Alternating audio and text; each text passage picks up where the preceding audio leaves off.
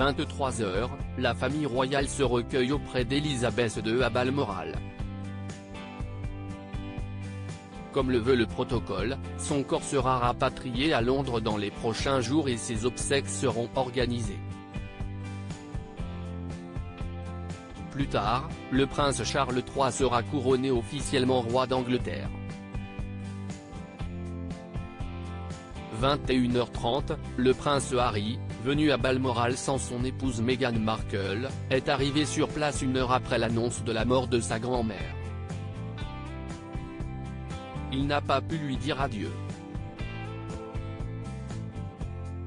21h, Kate et William ont à leur tour pris la parole pour rendre hommage à Elisabeth II. Découvrez leur message ici. 20h15, les hommages se multiplient depuis l'annonce de la mort d'Elisabeth II.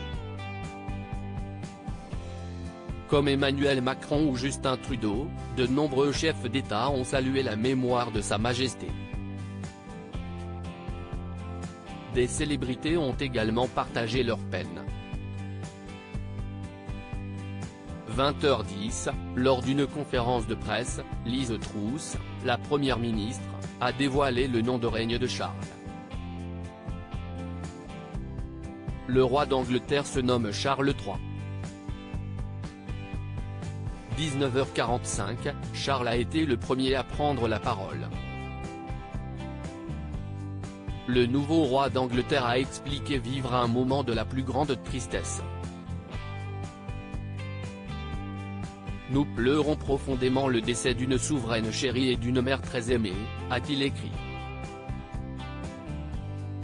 19h30, la reine Elisabeth II est morte ce jeudi 8 septembre à l'âge de 96 ans, comme l'a annoncé la famille royale.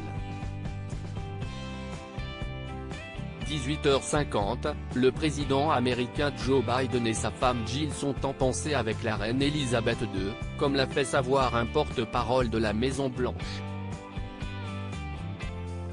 18h30, le prince William est arrivé à Balmoral sans son épouse Kate Middleton. La duchesse de Cambridge a été entreaperçue alors qu'elle partait chercher ses enfants à l'école. 18h20, quel est le protocole prévu par la couronne en cas de décès de la reine? La réponse ici. 18h, après les arrivées des princes William, Andrew et Edward à Balmoral, Harry est attendu, mais sans son épouse Meghan Markle, restée à Londres, a expliqué un porte-parole du prince. L'état de santé d'Elisabeth II s'est dégradé ces dernières heures. La reine, qui se trouve dans sa résidence du château de Balmoral, en Écosse, depuis le début de l'été, est sous une surveillance accrue de la part de ses médecins.